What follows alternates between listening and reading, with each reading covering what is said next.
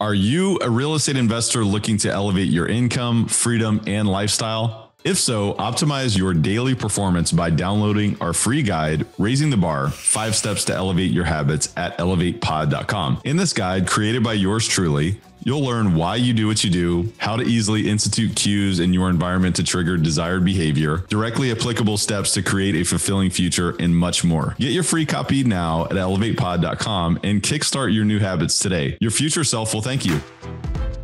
Welcome to Elevate, the masterclass where we dissect the elements of exceptional achievement and lifestyle design with a focus on personal growth and real estate investing.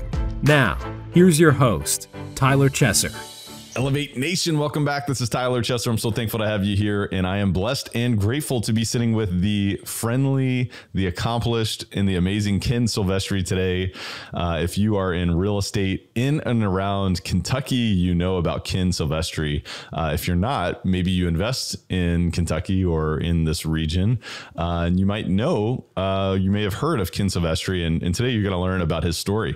You're going to learn about his commitment to excellence and personal development over the years. You're also going to learn about excellence in commercial real estate, how to slow down to speed up in terms of if you want to grow your portfolio, if you want to grow your cash flow. This episode is for you because you're going to learn about how to interact best with brokers, how to create trust, how to create long-term relationships with the most influential brokers in your market.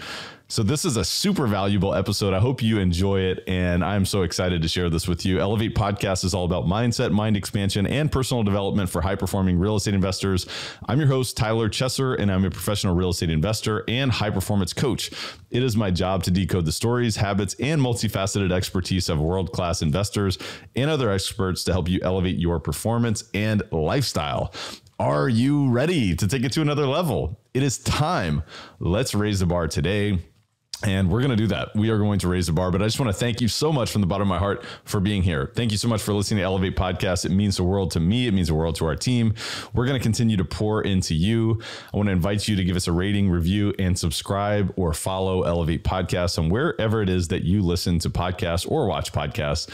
That's very important to us and very important to you because we're going to continue to bring massive value. I also want to invite you to pay the fee. The fee is to pay it forward and share this episode with one person. If you've done that in the past, we just want to thank you so much because you are a part of the movement of Elevate Nation. And really, we are breaking records on a daily basis. This audience and this movement and this community is getting stronger and stronger and stronger. And that's all thanks to you. So I want to encourage you to pay the fee, and that's just to share this episode with one person. Just grab the link, send it in a text message, an email, call somebody, mention it in your next meeting. Hey, I've really been listening to this podcast, and I think you would really value this. That is super important to us, and we just really deeply appreciate you so much. So with all that said, I want to dive in. I want to introduce you to Ken Silvestri, who has deep roots in Lexington, Kentucky. As a youngster in the 1960s, he worked at his grandfather's fruit stand located in downtown. You're going to hear more about that in this episode. He is the owner and principal broker at Silvestri Real Estate. Ken began his career in residential real estate in 1990.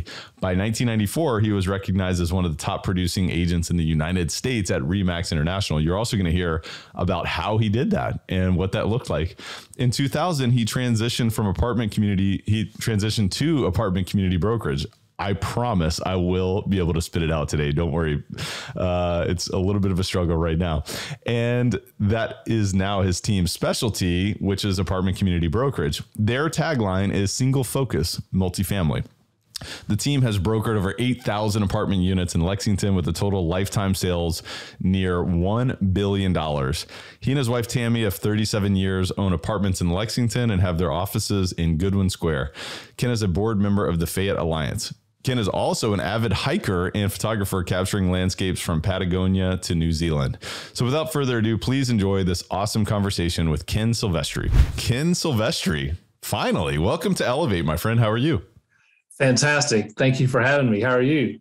I'm awesome, man. And it was fun to spend time with you yesterday. It's been fun to really get to know you over the past few years. I was telling you yesterday that I've appreciated the welcomeness that you've always had in open arms towards me since I got into the business. And I know you've done that for so many people. Your energy and the way that you're genuine towards other people and your generosity, and not only in sharing your wisdom, but also your care and also seeing, spotting talent, I think, and really encouraging people to grow is palpable. So I just appreciate you, Ken, man. But thank you so much again for being here.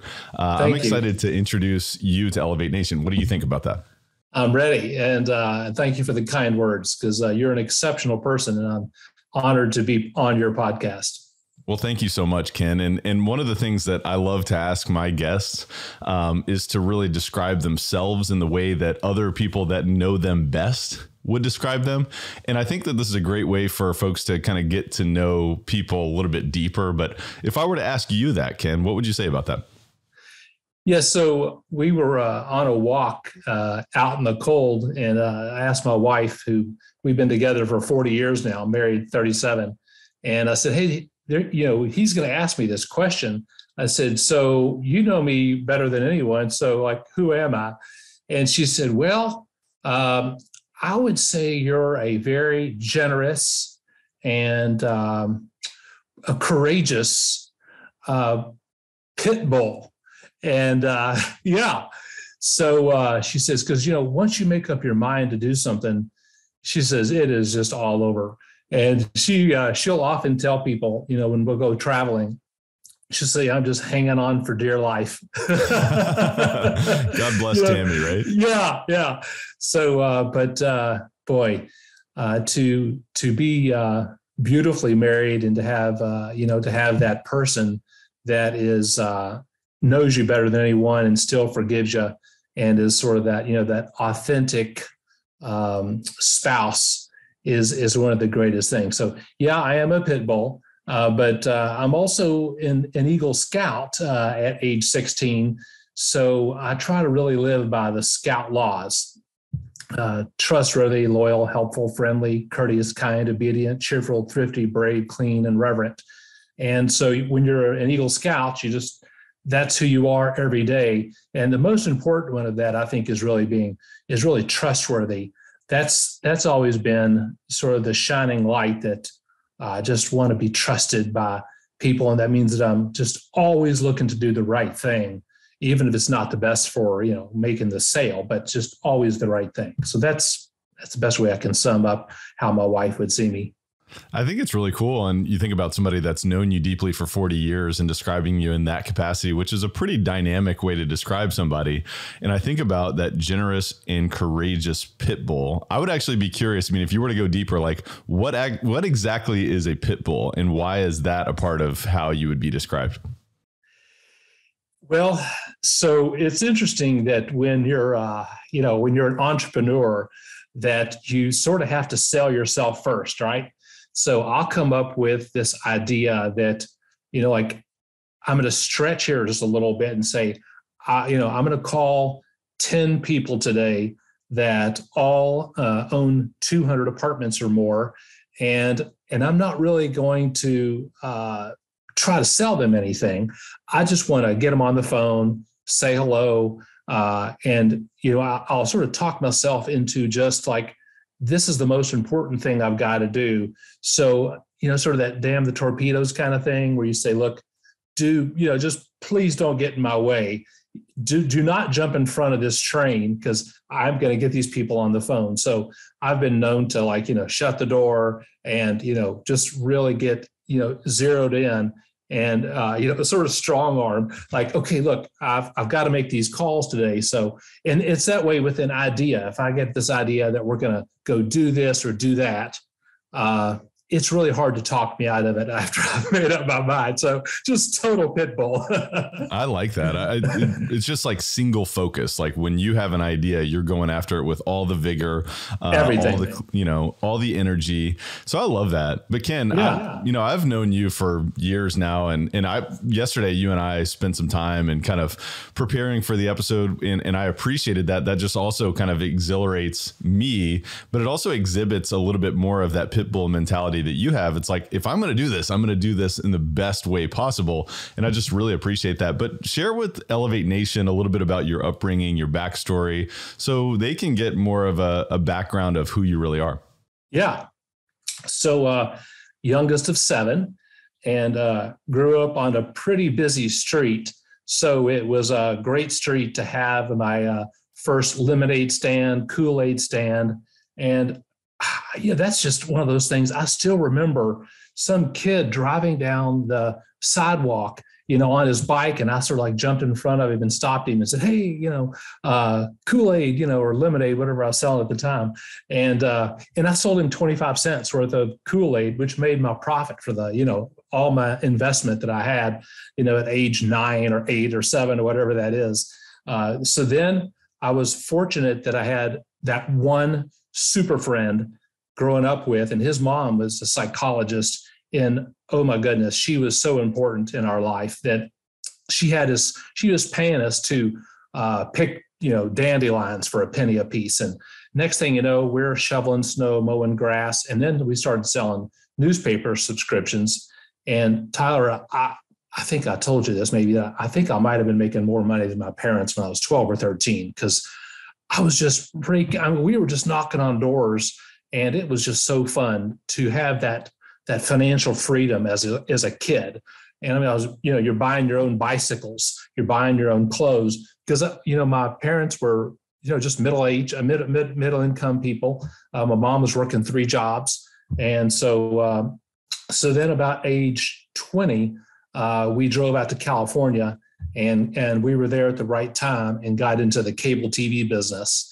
So again, I was knocking on doors, and I think that knocking on doors is probably the most important thing that has set me up for being invulnerable to rejection. And when you're invulnerable to rejection, then you can ask anybody for anything, because you're just not afraid of no. You're really just enjoying the process of learning. Like if they say no, it's not really no, it's just not now. And so so not now is what we do in our real estate business, because we call 1,000 people and say, "Would you like to sell your apartments?" They might say no, but all I hear is not now. So, and then every time that I call them, I'm getting a little bit closer to yes, because it's, all they said to me was not now. Might be that their loan is not ready. It might be anything. But so every day, I see everything as just one big, it's a minute by minute of wins, because I never really have a rejection.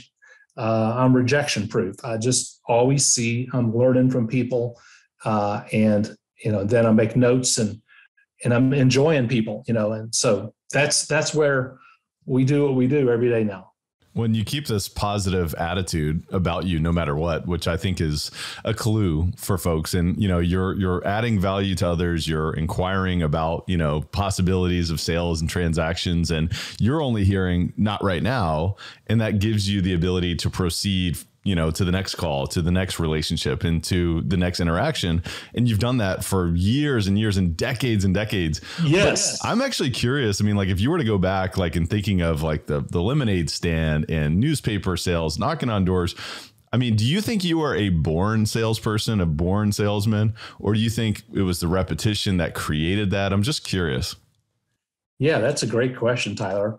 So, if I hadn't met my friend Chuck, then I probably wouldn't have gotten outside of this, this family that was, all when you're 8 years old.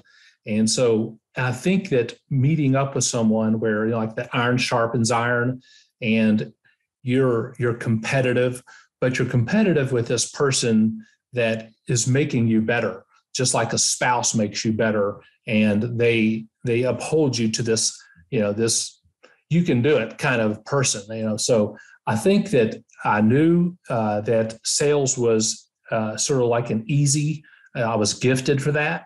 And then I think also that maybe just that my father being a very gregarious person, he was one of the most lovable people. He only made it to 8th grade, but he was so I'm really the son of a fruit salesman. And I grew up with my grandfather. And my grandfather, when I say when I grew up working at my grandfather's fruit stand. And it was 1969. I have a picture of me and my granddad.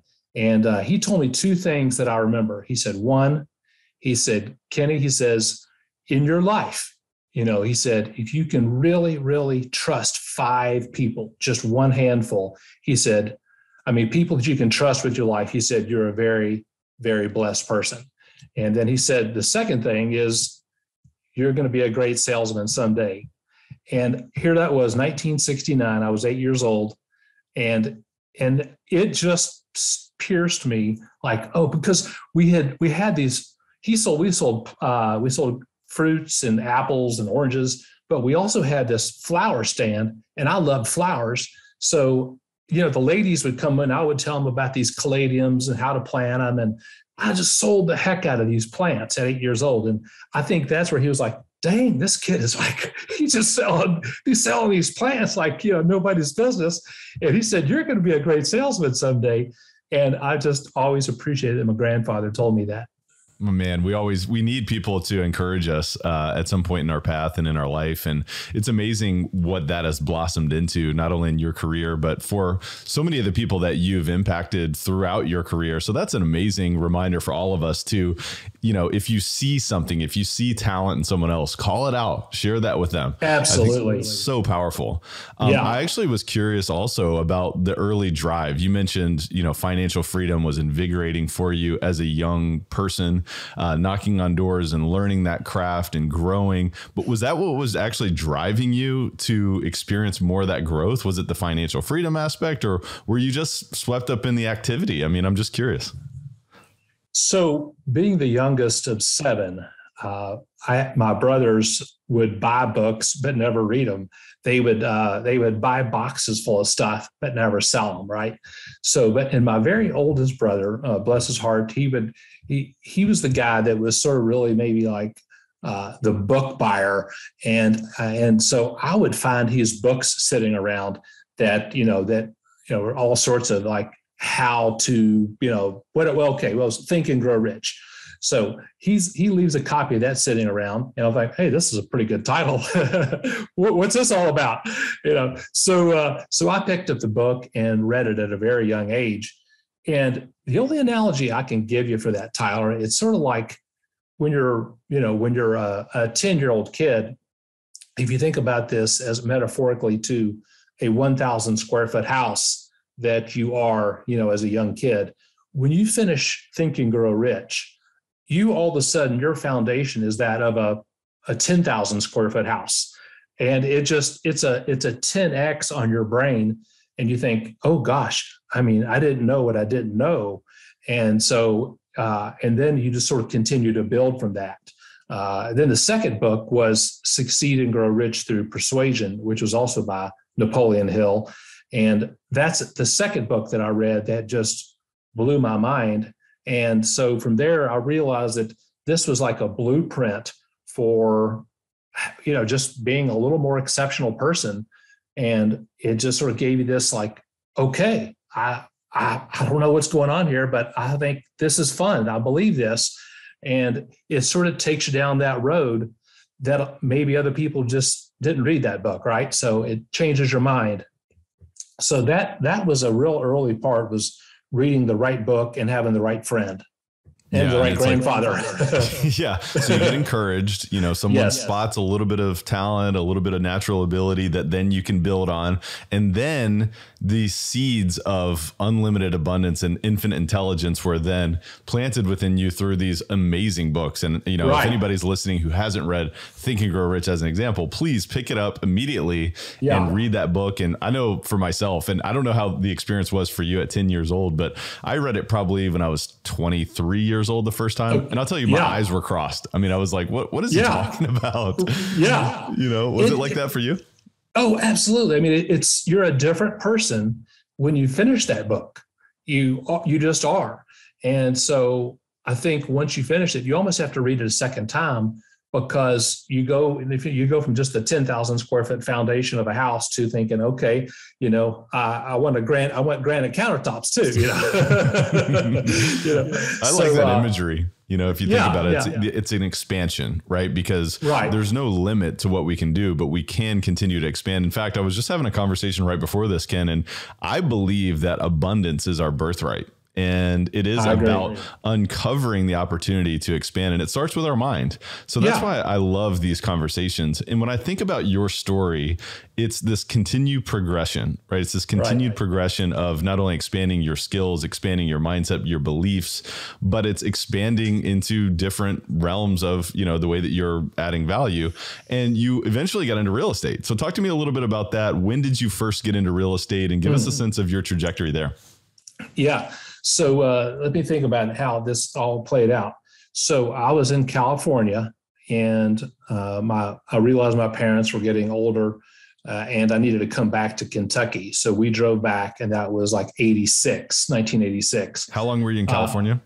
1981 to 1986. Okay. Yeah. Southern California or Southern California. Yeah. They had just, we were in the cable TV business. I was knocking on doors, and it was time to come back. So we drove back to Lexington, and I actually went to get a job back in the cable business, and it really didn't work out as far as I didn't like the way their pay structure was set up. Ended up getting a job in cellular telephones. They had just set up cellular telephones, so my timing was good for that. Mm-hmm. And the program they had was that people who were either builders or realtors got a special rate. So I thought, well, I'm going to go for the low-hanging fruit here. And so I went out and I just went to all the construction sites. I went to all the real estate offices, and it was instantly became the top salesman just because I was going for the easiest way to go. But what was happening there is I was falling in love with builders. I just thought it was the coolest thing. I'd drive through all these new neighborhoods, see the big shiny red trucks, and, I'd go in and smell the sawdust and, find the guy wearing boots. And, and I would hand him my phone, say, hey, here, check this out. And then I'd say, how'd you like to be in control when you're driving around all your construction sites? And he was like, hey, this is cool. And, so I'd let him maybe borrow mine for a day, or because when they give us one to do that. And, he'd be calling his wife, and he was all cool talking to his subcontractors. So that was sort of what happened. Then while I was doing that job, I went back and, what actually happened was that I got a job back in the cable TV business again. And that, because the pay structure turned out to be really good. So I had, what happened was I was doing that. And then one day the cable manager says, hey, there's a change going on. And now after you sell the cable service, you have to do the installation. And I was like, shh, listen, everybody. And there was like a room sales meeting. I said, and I got out a pen and I clicked the pen. Listen to this, click, click, click, click. And I said, everybody, this is the only tool I know how to use. I said, you have my notice right now. I'm not doing installations. That day, I went and got I signed up for real estate school, and I bought a BMW 7 Series because I knew I had to have a cool car. Of course. Yeah. And so that was 1990, and I started selling residential real estate. How cool is that? So let me just tell you this. I think you and I both know how to use the same tool, and that's about it. That is about as handy as I am. My wife laughs at me. She makes fun of me. I mean, I can barely change a light bulb, but we can still do great things in real estate. Yeah. And it really comes down to who, not how. There's many people that can help us with that, and we can outsource to people who know how to use more tools than us. But, so that's so interesting. And I love that trajectory. And there's gifts in that challenge. I'm sure at that time it didn't feel like a gift, but then you transition and you got into residential real estate. Right. So you got your license, you started to sell houses. So tell me about that. Yeah. So like everyone, you're like, okay, what's going on here? What am I supposed to do? And I remember getting my first listing, getting that one sold. And then I had read about this business coach who said, here's the secret to getting, to blossoming the real estate business. He said, get a sale, tell everyone what you did, and then get more business because of it. He said, that's your perfect marketing plan, which is a lot of people do that. But so we actually went to his seminar out in California, and it was about 2,000 of the top real estate people. And this guy was the trainer. So came back to Kentucky this was really been 1991. And I really realized that the secret was controlling all the listings. And so one of the things that one of the people were doing that taught me this was like, think of Larry King Live. Okay. So what's Larry King do? He has all these people calling in or people that are even calling out. I don't know how it all goes, but he sits there and he just punches the lit button. This is Larry. Hey, this is Larry. Hey, this is Larry. So what I realized is that for me to get more sales, that it would be better to not hear the phone ring, but to hire someone to make calls for me. And then they would get someone on the phone and they would say, hey, Ken Silvestri would like to speak with you. And do you have just a second, please? And they would say, well, sure. And they didn't even know who I was. But so I would get on the phone and say, hey, this is Ken. I just sold your neighbor's home and just wanted to check and see, when did you plan on moving? And hey, how long have you lived at that house? And if you were to move, where would you go next? And, so we had this little script that we would do. And guess what? We had people actually coming into our office. We would get the listing paperwork signed. I never even saw the house. And then, so that was then by 1995, I had my best year. I sold 342 homes doing that, and was number 3 in the entire United States with Remax. And all I did was that one thing. I just stuck to my script. I had an entire team. They would go put the signs out. They would go take all the photos. They did everything. And all I had to do was just stay in my lane and get the people to come into the office. And so that was it. But that same kind of idea, I haven't fully brought that into, apartment sales, but in some ways we still have that machine going. Mm-hmm. That's interesting. And I think about the team, obviously the team was facilitating conversations for you. The team was then helping you evaluate, I would imagine, evaluate market value. That's right. Set you up for success from the marketing perspective. But your role was to build that rapport and get the listing, correct? That's right. That's right. Yeah. And I had 5 people on the team, and they literally did everything else. Plus, I had 2 people that just made phone calls for me. Just call. And plus, I was making calls. So it just multiplied. That sort of that 10X idea that and you've heard this, if you'll be the best at one thing, you can forget your financial worries, right? And that's what I just decided. I was going to just be the best at that one thing. So it worked. So tell me about the progression from there. How many years were you involved as a residential agent? And then when did you make the leap to commercial real estate? Yeah. So 1990 through 1998 was residential. It was actually August of 98 that I decided, okay, I'm going to go do something different. And I actually got recruited by a fella that wanted me to really lease and sell office buildings.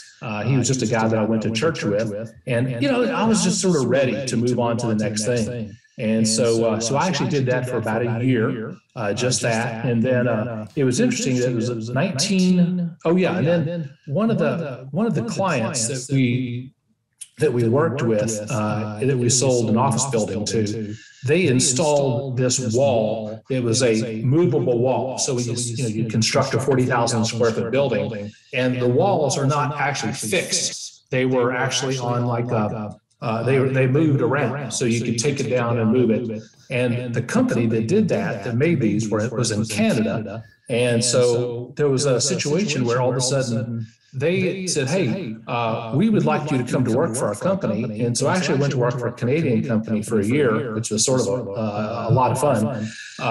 Then here we were, was that September 2011? Was that when the buildings came down in New York City? 2001, man. 2001. Yes, 2001. Thank you. So I was actually working from home and watching that on TV. And I thought, I don't think I want to get on an airplane for a while. So I called them up and said, guys, I'm not going to be working for your company anymore. So I just re-energized my real estate, went back to real estate again after sort of taking that break. And that's when I went back to just doing 100% commercial real estate. And I didn't know a thing about apartments. I really didn't. My very first listing, Tyler, was some guy that owned about 140 units in Georgetown, Kentucky. And so I went and met with him, and he was like, well, okay, well, you seem like a good salesperson. What would you charge me to sell my building here, to sell these apartments? And I said, well, our standard rate is 6%. And he just laughed and said, okay, look, give me another couple of minutes. I need to laugh about this, because I just thought that the commission for a house was the same as $15 million worth of apartments. So we got a good laugh on that. But then. Well, thankfully he laughed at you and didn't tell you to, take a hike. Well, yeah. So actually I did not get that listing, but I learned a little. Yeah. But I learned a little bit, and then I actually hired a couple of people to help me with, the campaign, and went through a couple different assistants. And then now what happened is I had a listing, and a young fella showed up to buy one of my listings, who was working for MAA, Brandon Cutright. And so Brandon, him and his father-in-law said, hey, let's buy some apartments. I had this listing. He shows up to buy one of my buildings and simultaneously my number one assistant quit. So I ran some sort of an ad on, I think, LinkedIn. And Brandon calls me up and says, hey, remember me? I'm the guy that just, put your apartments under contract. He said, I'd be very interested in working with you and for you.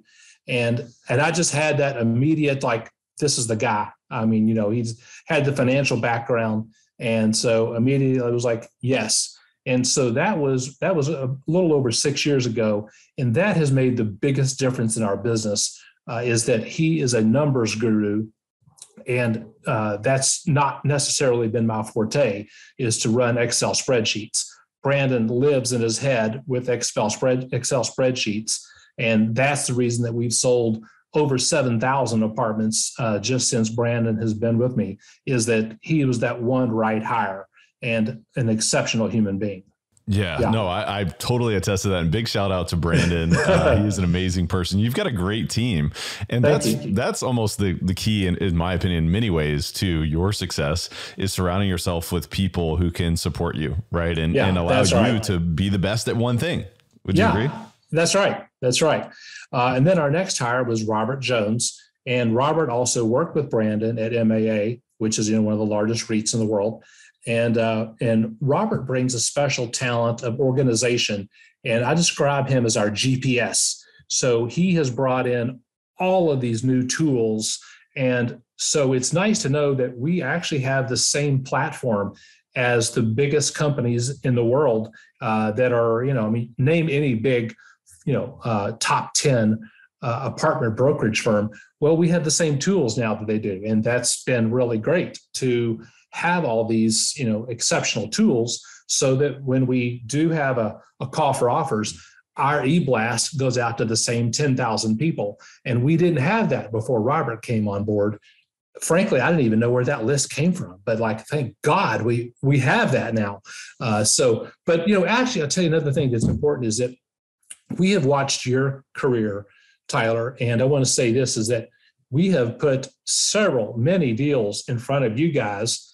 And because it wasn't the right deal, because you have integrity and you're not just trying to just get another sale so you can bring in some other people's money, you guys have been really great at being diligent about the due diligence. And I want to say, I'm personally interested in bringing my money, my personal money, into your funds, because now I see how you guys operate. And I want to say I really appreciate your integrity, and you all are also very pleasantly persistent, which is so nice that you just have these warm calls that come into our office and just saying hello. And I'm telling you, you guys are just beautiful people, and I think you're exceptional operators. So I feel good. Yeah, I feel good for anybody who's investing with you. Hey guys, just a quick word from our sponsor, then we'll be right back to the show. This episode of Elevate is brought to you by CF Capital, a national real estate investment firm founded by myself and my business partner, Brian Flaherty. CF Capital's mission is to provide property investment and asset management solutions to help investors like you maximize their returns by investing in high-value multifamily communities. If you are looking for risk-adjusted alternative investments in quality apartment communities, are seeking tax-optimized cash flow with appreciation upside without all the hassles of management, you might benefit from learning more about investing alongside our team. You're invited to reach out and learn more about how you can invest with us by visiting cfcapllc.com. We're also currently offering a free ebook called The Bottom Line, 10 Ways to Increase Cash Flow in an Apartment Complex. Whether you're a new or experienced investor, we're confident you'll find massive value in this resource. So go get your free copy today at cfcapllc.com. And now please enjoy the rest of the show. Thank you. Well, we appreciate that. And, it's not always easy to say no, but sometimes we have to say no because, another opportunity is going to create a better opportunity for everyone involved. In fact, many of the best deals we've ever done are the ones that we haven't done. So appreciate that very much. But I was going to tell you that, I think it's a great and massive accomplishment what you guys have been able to do in terms of being a boutique brokerage to be able to compete in this world because, almost it seems it's more and more challenging for boutique brokerages to compete in the multifamily space because it's become so institutionalized. But I'd love to look back when you think about your success in multifamily. You mentioned, brokering, 8,000 units over the past handful of years. Yeah. And you think about the history of where it's been, where it's going, where it is now.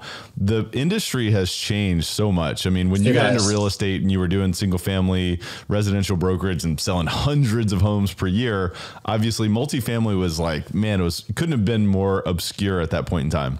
That's right. Now it's become so institutionalized. Could you talk a little bit about where you've seen it come from, where you see it now, where you see multifamily as an asset class going? Good question. So, I'm going to go back to one of my first really big sales in Lexington, which was, there was a family who built about 300 apartments back in the 70s. And so because they also sold and built homes, they knew of me. And when I called on them one time, they said, well, we're not really interested in selling, but, hey, for the right price, everything's for sale, right? And I was like, okay, good answer. I like that. So I said, if you don't mind, let me at least just come over and bring you some information. And I wanted to get eyeball to eyeball with the decision maker. And I think I just delivered basically like a little market study to them, but I wanted to do it in person. And I hadn't seen them in a while. And I said, now, so your property, the one over here, it was actually called Turfland Mall Apartments at the time. And I said, what number would you have to have to, make that a no-brainer where you would say, okay, for that number, yeah, I'd sell it. And they said, well, we just got an appraisal on it just for, I don't know, whatever reason, maybe the bank did it for $10 million. And I was like, okay, so if I brought you an offer for 10 and a half or 11, where you felt like, oh, that's really great. I said, then would you be open, to selling it if we got you, a really great number like that? They said, you know what, if you bring us an offer for 11 million, we'd have to take a serious look at that.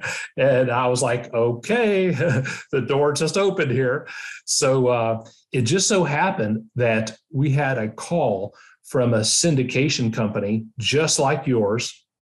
Didn't know them, but I just felt good about them. We had talked with other syndicators, but these guys they had just not gotten out of the seminar, if you will, and were, trying to make a few calls, and they were going to go raise the money after they, did it. So, but they actually had a track record, and, so I felt good about it. So I said, okay. And so what I did is I asked the guy, my contact, I said, you write me an offer for $11 million. I said, and just trust me that you're going to be blown away when you see this property, because it's still got shag carpet. I swear to you, it's got shag carpet, and it's in a great location. And I said, this is going to be like just the deal you're looking for if you're looking for value add, which is what they wanted. And he said, okay. He just trusted me. And he said, I'll write the offer for $11 million. He did. So I delivered the offer. And of course, they said, we're just going to say yes. So we got the offer accepted, closed it on time. And when they did their walkthrough, they didn't look at this has got to be fixed. Here's another way we're going to retrade. No, they were looking at okay, this is shag carpet. This is great. We're going to change it anyway. These are the ugliest cabinets. They didn't say this, but they were thinking to themselves, we're going to put in new cabinets anyway. So when they were going through, they were looking at it as hey, this is all good. This is all fine. And it was no retrade. And it was just boom, boom, boom.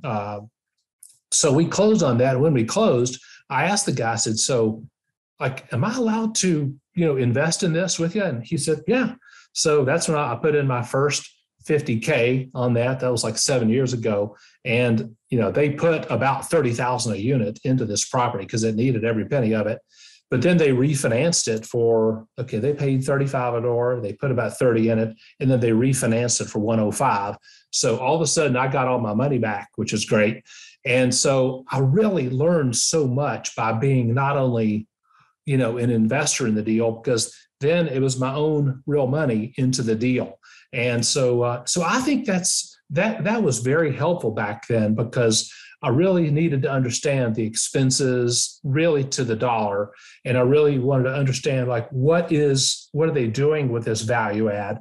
And they did all these things, there was a boiler chiller, and we came to the conclusion that getting rid of that was important, because the next person you want to sell it to does not want a boiler chiller. They want institutional heating and air, so each person is paying. So I learned a lot by not only brokering the deal, but watching everything they did and also being an investor in it. And so now I think I'm in a dozen LP positions, and I learn something every time I invest in one. And also it's good that I'm not really competing, but I just like to invest alongside people that I trust, like you. And I agree. I always suggest for folks who want to learn more, not only to listen to podcasts like this or read books or go out there and underwrite deals, but put your money where your mouth is. That's the best way to learn, is to, put a little capital at risk and really see what happens. Obviously make the right investments and surround yourself with mentors and coaches and so forth. But as you grow, you need to continue to invest in your mindset and expanding your mind and learning and studying what's going on in the marketplace, what's going on in the economy, how are things changing, how are things evolving. So I think that comes with repetition. And obviously yourself brokering so many deals, investing in deals alongside those deals, and really seeing inside and out, from full spectrum, from not only the sale, but the reposition, the refinance, the exit, and so forth, is so valuable. But how have things changed from when you entered the multifamily business to now? And how do you think things are changing? And do you have any projections and so forth? So I think we can both agree that the market has been quite exuberant. And so, you'll laugh at this. I actually had a website that was, 3ws.ken, 8capken. Yeah, it was 8capken.com. And that's how far back. So today, we both know that, sub 5 cap, even in the 4.5 cap is probably sort of a little bit more normal. So what has probably happened is that we've been more involved in doing the BOVs, the broker opinion of values. And so what happens is that we tend to just like to tell the truth. So we will say, well, here's what we think really the price will be. Here's the low, here's the middle, here's the high. And we have been out BOV'd by plenty of people who come in and say, oh, no, we can get you $2 million more. And then guess what? They don't. So we lost that listing because someone said, oh, we can get you the moon. and the stars and the universe above and all that kind of thing. and we just, we were just like, I don't think that's going to happen. And multiple times now, we have seen where it actually did trade, and they actually were right where Brandon said the value is going to be. So what we've learned is probably we have to say, okay, we could be wrong. It's possible that it could go higher, but we've said here's where we think the value will come in at, with 10 offers, 15 offers, whatever it might be, but it's possible that we could get. Now, what's happened is that we have been wrong a couple of times, and we have actually had 104 and 105% of our high BOV, and that's great. That's great because what's wrong with exceeding expectations? But we just don't want to be that broker that's going to say, oh, we're going to get you, a 3x return in some short amount of time. We would just rather not be that broker and just, because with that, that saying that if you tell the truth, you don't have to have a good memory. And so our BOV really does tell the truth. And so occasionally we've gone back to that seller and said, hey, remember we told you about that one, and remember it came in there. So, hey, on this next property, would you allow us to tell you the truth and maybe trust us a little bit? And that's actually been really good because, they're like, okay, you told me the truth. You guys really are the Boy Scouts. And so that's where I think, we hope things are going to be going. Now, I'll say another thing, that we're seeing more preemptive offers right now than ever before, where I think people are seeing that the interest rates are going to be going up a little bit, and they think, boy, we need to transact now because the higher the rates go, then the higher the cap rate's going to go too.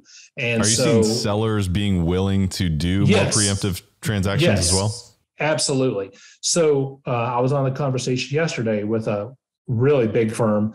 They said, as long as, they said, we all know what's going on with the market is, the offers are escalating to the moon. But as long as we're pretty close between our mid and our high BOV, they have a fiduciary responsibility also to their investors. So, so what we would suggest is, like, if the seller says, okay, get 3 BOVs, and okay, tell us where you need to be. Like, what's that high whisper number? And then if we can get an offer that's hitting that high whisper number, if you will, then we're seeing that they're saying, okay, bring it on. And so that's that. But when we do this, boy, oh boy, do we need the right buyer, because we only have that one arrow in the quiver, and we better bring it in with solid buyer that's. And that's why we like the value add buyer quite often, is that they're looking like, hey, look, I don't care about the carpet. I don't care about this anyway. We're going in, we're going to do our thing. So, so I think that's going to be happening this year. Yeah, it'll be interesting to see how things continue to unfold. I mean, obviously we're in uncharted waters in terms of where we're at in the economy, in terms of the Fed's intervention and what may happen with interest rates. Who knows? It's a very, very interesting point in time, but it all is something that we all need to continue to keep our finger on the pulse for.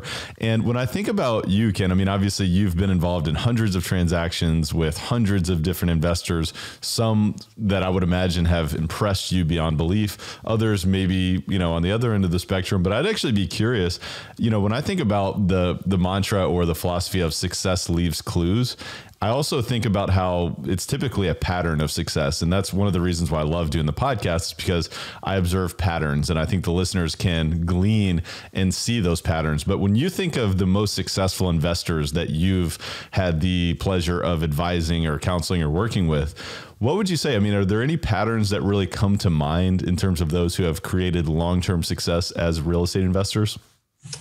Yeah, I love that question. I would say that for the person that is in your situation with CF Capital, that you're, just wanting to do the best for your investors.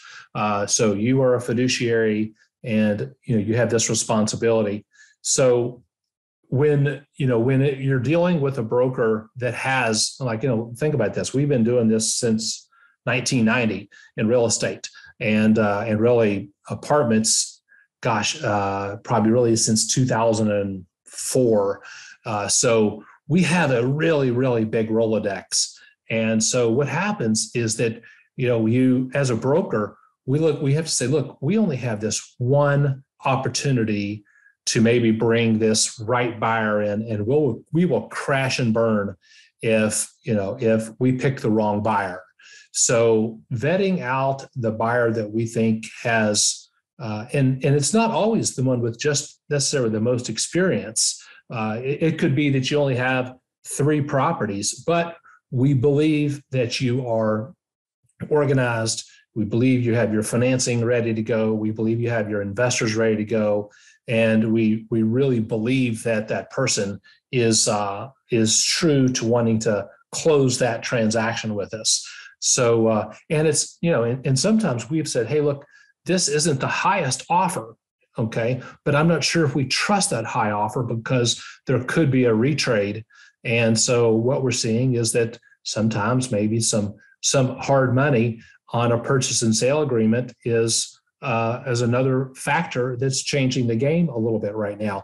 Now, we're seeing that also we're giving early access to the apartments so that the buyer can go check it out, make sure the seller is not a liar, and that the property really is in good shape, and see all the units, walk in with your construction team and say, okay, we know what's going on here. We've got our money ready to go. And so showing up with the right story, proving that you've got, I think, the money and the game plan that we are going to close this deal, and then we're going to close another one with you. And then they also say, look, Ken, Brandon, Robert, not only are we going to close the deal with you, but you're going to sell it for us when we're done. And that's sort of another thing that, like, okay, so we're brokers, forgive us, but we would like to get that transaction back when we, especially if we do an off-market deal and we have the key to Alibaba's cave of gold, and we can say, okay, this 75-year-old seller just called me up, or owner, and he said, I want to sell the property. I'm open to an off-market deal. I'm open to a preemptive. And, so we're like, okay, who do we take this key of, cave of gold to? And that often is the person that we trust. And so staying in touch with those syndicators like yourself, that we really just feel like you're absolutely going to be a partner with us on this transaction. And we have this one deal we're going to do, and boy, we better get it closed. And then they return emails very quickly. They return phone calls very quickly. They're just good at the transaction, at good business people. So there's just, it's that person that like if you went to a restaurant and you sat down and you had no service for an hour, you think, what is going on here? I'm never coming back to this place, right? So yeah, so if, it's just like that with a transaction. If we send out something that says, hey, we need to get an update on, where are you on your financing? We don't hear from them for 3 days. Not good. That's 3 days of cold coffee and you're sitting there at the restaurant, right? So just be a professional if you're an apartment buyer, and be loyal to the broker that brought it to you. Man, I tell you what, you just described how the game is played. This is how the game is played. And obviously there's some nuances that change depending on what type of market we're in. And you're talking about hard money, early access agreements, accelerating timelines so that you can trust and verify that the information that's provided to you is in fact what you are being, you are engaging in terms of the acquisition. And so I think that that's super valuable, but then it's about, hey, understanding that this is a relationship, and do I trust you? Are you able to do what you say you're going to do? Are you going to close the transaction? And are you going to be loyal to me and your team as brokers? So I think investors need to really listen to that and really understand that this is how the game is played. And really your team, Ken, I mean, you guys hold the keys to much of what investors are looking for. And so it comes down to, how are you investing in that relationship? When I think about you, Ken, some of the things that you've done over the years is not only be relentless and be that pit bull and, courageous and generous, but you've also really invested in yourself. And I think about your own personal development as being something that's been really exciting to watch as you continue to grow. But one thing you shared with me is a philosophy that's been important for you is slowing down to speed up. So could you talk to me a little bit about why that's important and what that really means? First of all, I can't believe that you stole my lines, because I didn't know anybody else had that sentence, slow down to speed up. I swear. I don't know. Is it? Okay. Well, no, because I heard you say that on one of your podcasts about a week or two ago. And I said, where did I get my line? I thought, so but let's look at it this way, Tyler. We all really want the same thing. Right. We wake up every day. We all start at zero, right? It doesn't matter whether you have $1 billion or $10. For those of us who are entrepreneurs, we wake up at zero every day. And really, if you think about it, there's 3 steps. There's the step we're on, there's the step above us, and then there's the step below. Just, think about that. That's where we are. Now, if you're the guy with $10, you're a college kid, and that's all you've got. You spend all your money on books. But guess what? If you start with $10, you only have to go up one more step. And that's maybe it's reading a book, maybe it's hanging out with you, maybe it's listening to your podcast and leveraging all that. So what do we all want? We all want cash flow, but we also want life flow. We want health flow. We want joy flow. We want happy wife flow, or important other partner flow. I mean, so, I look at the thumb as sort of like health. And with health, you can have all the money in the world. You can have all the friends in the world. You can have your spiritual. There's all the other equities are all there. But what good is having $1 billion if you're on an island, with no friends, hanging out with all your $1 billion and no friends, no spouse, no friendships, no God, like what good is that, right? So it's going to be tough. Yeah, there are people who that's, I guess, what they want. But so having this mindset flow is saying, look, I'm 13.8 billion years in the making. There was a big bang, and then okay, finally here I am today. So what am I going to do with this one precious day and this one precious hour? And so what I like to do is I like to sort of set what I'm going to use this for you. I set what I call Rolex goals. And where I'm going with this is that one day I said, look, if I can make some calls, get a listing, and actually sell it all in the same day, then I'm just going to go buy a Rolex by the end of that day. So I started, this campaign in my head, because I didn't have a Rolex at the time, and I really wanted one because I thought it would be cool. This is before Apple Watches.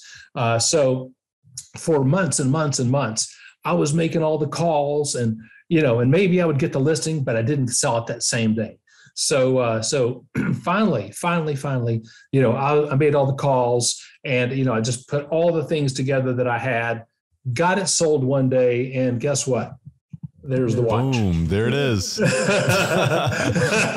amazing. So I wear the watch. I still need an Apple Watch because I think they're great, but I still wear the watch. Oh, there you go. Yeah. But so the thing is we, as I'm going back to, do you really want another 1,000 units? Do you really need another $100 million in the bank?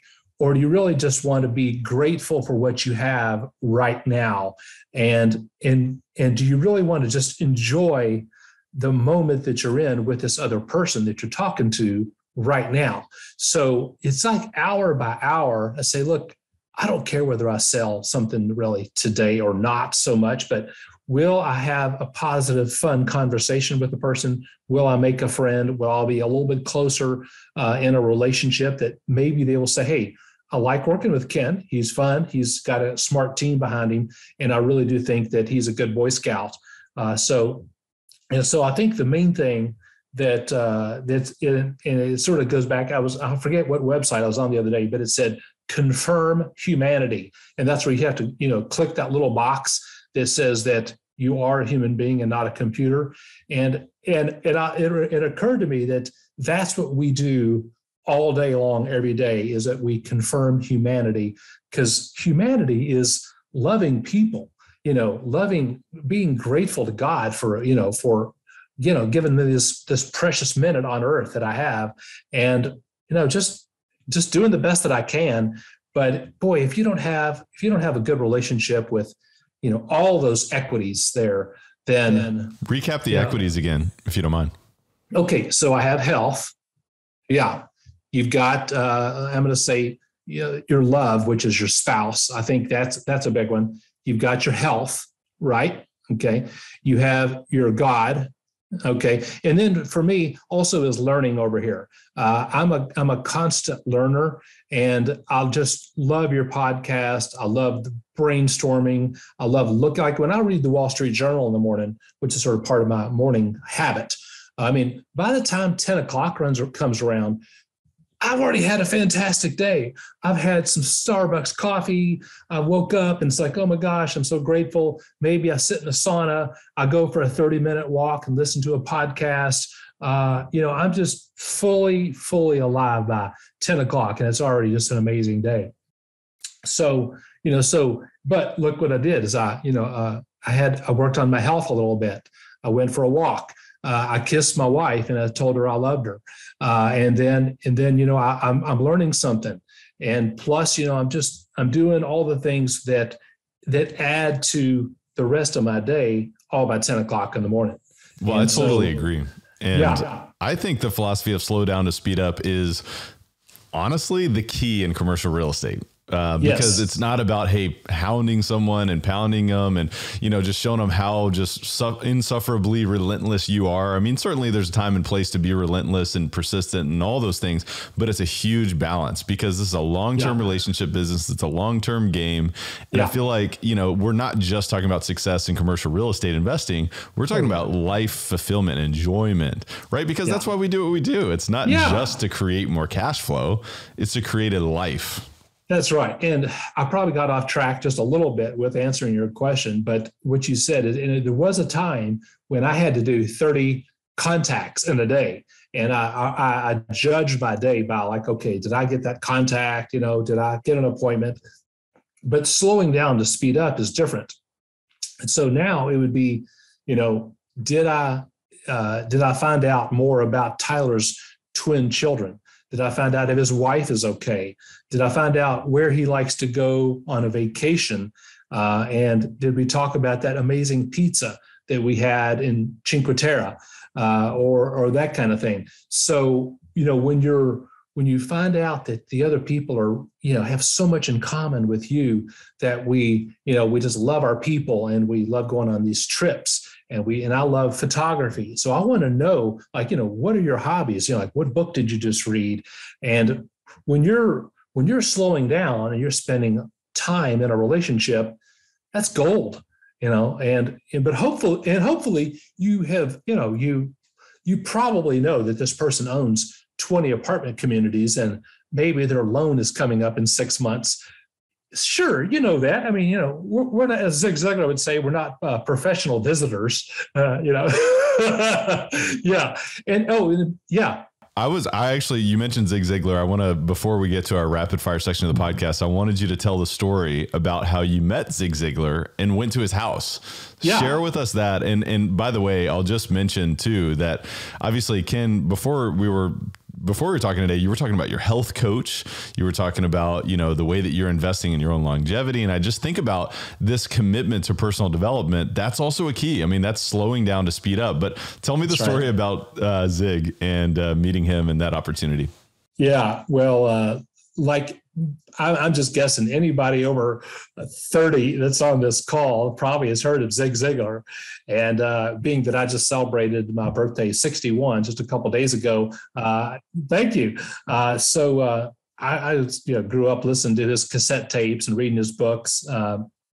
See You at the Top. So they had a conference, one of those 10 speaker conferences in Louisville, Kentucky. And so my buddy Chuck and I said, hey, let's go. We took our spouses with us, our wives. And so we're there and we paid the extra, I think it was maybe $25 to get a better seat. And we also got to go behind the scenes after the shindig was over and actually, have a chance to meet him. And I guess we were going to buy his book and get him to autograph a book. And so you paid extra for that. So we go, so the whole conference is over. We go behind the scenes and there he is, we get in line. And so, he signs the book and everything for us. And, we're all just sort of hanging out. And he says, hey, by the way, he says, I've decided I'm going to have a little extra thing where I'm going to have some of you guys come, and anybody would like to come visit my house in Dallas, Texas. I'm going to let you all do that. And so I was like the first person with my hand up. I was like, I really want to do that. And so it turns out that we flew to Dallas, and I mean, I couldn't believe it. Here we are. We're at Zig Ziglar's home, and there's this redheaded wife, just like he described, and there's that swimming pool in the backyard shaped like an arrow, and it was just so fun to actually just ask him really personal questions. And I even, told him this story about how I had found a penny, and that the penny gave me this great message, which says, "In God we trust." And because Zig is, a very devout, God-believing man. And he said, you've just given me an idea for a chapter in my next book. And so yeah. So anyway, so I told him about how I'd found this penny and, decided, to trust God and, that was going to be, a good thing for the rest of my life. And he was like, he gave me 5 minutes on that because, he was into that. So it was just a fun experience to meet Zig and got my picture taken with him and all that. And so it was a lot of fun. How cool is that? Well, I just think about, so many of the listeners and myself included, a lot of times we just think that certain things are out of reach, whether it's a relationship with someone like Zig Ziglar or, the life that he created or the impact that he created. And I would imagine you kind of being up close and immersed in personal, with him at his home. I'm sure that, created inspiration for you to continue forward, to think bigger. And I just want to encourage the listener to touch your dreams. You step into those relationships, be courageous, be generous, and be a pit bull, man, because the pit bull doesn't tell Zig Ziglar that, there was a message given to him from a penny. So I just think that's amazing. And Ken, this has been so much fun. I just want to honor you. I want to thank you so much for being on the podcast. I want to transition into the rapid fire section of the podcast. We call it the Rare Air Questionnaire. You've lived a life of rarity in many ways. You continue to do that. You continue to live a life that's a bit uncommon in a great, great way. So I'd love to ask you a few questions. If I had to point to, or if you had to point to 2 or 3 of the most impactful books that you've read over the past few years, what would those be and why? Yeah. So we discussed Think and Grow Rich, Napoleon Hill. The second book, which was Succeed and Grow Rich Through Persuasion, which was another take on Napoleon Hill with another writer.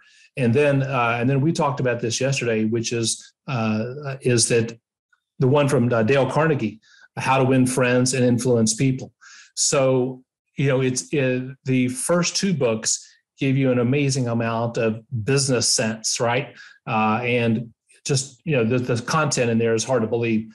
But also what happened after I read How to Win Friends and Influence People by Dale Carnegie, then I also decided that I wanted to give back and actually became an assistant for the Dale Carnegie course. So I actually took the Dale Carnegie course, and that exposed me also just to a whole nother level of helping other people. And that was a lot of fun. Recently, I read Atomic Habits, and I think Atomic Habits is a very good book because it says, here is who I am. I am a person who looks for the good in other people. I am a person who writes daily. I am a person who loves other people and looking for the good in other people. And so, and that is the kind of thing where it just, helps you want to help other people. And as Zig Ziglar said, you can get everything out of life you want if you help enough other people get what they want. And so, then the last book would be See You at the Top, Zig Ziglar. Can't beat all those fun stories in there. So good, man. We'll put links in the show notes as to where the listeners can find those classics. I mean, absolute classics. Classic. Yeah. And I love that you're continuing to learn today. You're continuing to replace your beliefs with new information, new knowledge, and consider that, hey, you know what? I'm humble and I do still have things to learn. I just love that. And when I think about, continuing forward, I think about not only investing yourself, thinking about habits, but I'd actually be curious, what's the biggest way that you elevate your life on a daily basis, Ken? Oh, great question. So when you think about, okay, and I'm going to use a recent thing that's going on, like right now, the Olympics are going on, right? So with the Olympics, you see the logo and you have all those circles, right? All those circles that are all intertwined. My life has always been about synergy, because without my wife, without without Brandon and Robert and the other people that help me accomplish things, man, I would not be where I am. It's all about the synergy. And also, you and I are probably not going to win a gold medal in the Olympics. It's possible that you could, but not me today, even though I'm a pretty good archer. But the thing is it's not about winning the gold medal. It's about being a person worthy of the gold medal. And what that means is that I just really want to be that trustworthy person that's looking for the good in other people, and I'm consistently grateful all day long. I live in gratefulness, and I'm grateful for my health. I'm grateful for my spouse, this loving marriage. I'm grateful that I'm an avid learner, and I'm just grateful for the people around me. So I'm just living a gold medal life, and every day is, it's all about that synergy. It's all about the equities and just being curious. I'm the most curious person, and that's my superpower, along with being kind. You definitely are. It's funny, when we were sitting down yesterday, my assumption was we would sit down and I'd get you prepped for the podcast today. But your intention was, hey, tell me a little bit more about your story. You were asking me that. And so there was an innate sense of curiosity of learning more about me and deepening that relationship. And there's just, we could have gone so many more ways for this podcast, and maybe we will at some point for part 2. But I can definitely attest to your curiosity, your gratitude, the way that you show up, and just that energy, that fun energy. So I really do appreciate that. But I tell you, there's a pattern, man. There's a pattern in the people who I admire most. And when I think about, hey, how are you elevating your life? A lot of them say they're grateful, and they remind themselves, because there's certainly times where we can get out of that. But if we create that as a habit, that is a life changer. But tell me, what's the biggest way that you elevate others around you, Ken? So, I just have something where I just look at people, and I'm trying to figure out, are they really, I told you, I was sitting in a restaurant, and this young man was filling up my water, and we were in Sedona, Arizona. And I just had some kind of eye contact with this. He was a native Indian, long black hair. And I said, hey, so, what's going on? I said, are you in school? And he was like, no, he said, I'm just doing this. He said, I'm just, working this job to try to help my grandmother who raised me. And, oh man, I was like, that's just huge. So I remember that I had $100 bill in my pocket, and I said, so what's your name? And I think it was Joey or something like that is what he called himself. So Joey, I said, I'm going to make you a deal. And I grabbed a card, one of my business cards. I said, here's $100. And I said, I want you to do something, but I said, you got to promise me. I said, I want you to buy the book, Think and Grow Rich, and I want you to read it. And then I said, I think I see in you that you have the ability to like maybe be a real estate agent. And, I think that's where you should consider. And I said, but if you don't read the book, I said, you have to mail me my $100 back. And I said, but so he said, I'll do it. And so it was just the greatest feeling that I was able to give him $100. It made me so joyous. And he wrote down the name of the book. And, so helping that one soul is what I do. And I've done that kind of thing many, many times. That's just a story that most recently happened where, I'll say, buy this book, do this, read this. And I just don't know a better way to live than to lift other people up. That's such a fun example. And I almost picture this guy reading this book and allowing himself to really expand. You talked about that 1,000 square foot foundation mindset to then 10,000 or 100,000 square foot mindset. And the ripple effect that now he has the ability of offering in his own way. And I almost think of like that $100 bill. It's like, now he's going to do that somewhere else, and think about how many other people are going to now do that. So the reason, it gets back to the heart of the question. It's like, how are you elevating other people? And the question goes to all the listeners, like, how are you elevating other people? Are you giving them a new idea? Are you planting a seed? Are you giving $100 bill? But, it's not just about giving $1 or $100. It's about teaching someone how to fish and how to gain new inspiration. But Ken, that is so awesome. And what a fun conversation, Ken. Is there any parting thoughts or words of wisdom that you'd like to share with Elevate Nation today? I would say that just think about just the idea that we have this one remarkable life that we've been given. And it's all about now. Yesterday's dead, tomorrow doesn't exist. And just to reach out to people on the phone or in person. Email's great, texting is good, but like I just recently reached out to one of my aunts.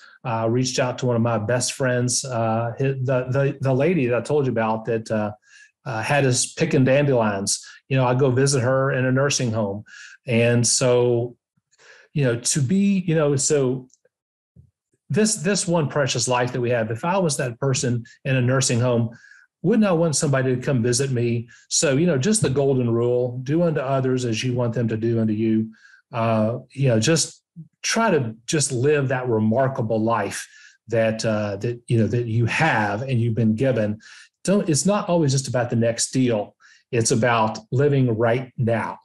And that's what it's all about. And I can tell you, just this time spending with you has been just such a blessing, Tyler. I really am so proud of you and proud of the integrity and the way that you're bringing in so many great speakers and getting the best out of people and sharing all this information that needs to be needs to be out there. So I am just thrilled for you and just happy to be your friend. Well, thank you so much, Ken. You know what? You're tempting me to make this a daily thing here because I need you to follow me around and pump me up. But thank you so much, Ken. This has been a lot of fun. And I know that there's been so much wisdom here, not only just from a tactical standpoint of how to invest in those long-term relationships and create opportunities that compound, in the business, but also designing a life of fulfillment and understanding that it's not just about business. It's not just about wealth. It's not just about, cash flow or our personal brand or all these things, but there's so much more. And your story has given us so many clues on that. So Ken, I just want to thank you so much. And I want to invite the listeners to reach out and learn more about Ken and his team at silvestrirealestate.com. We'll put a link in the show notes as to where the listeners can find that. But Ken, is there anywhere else where we should be pointing the listeners?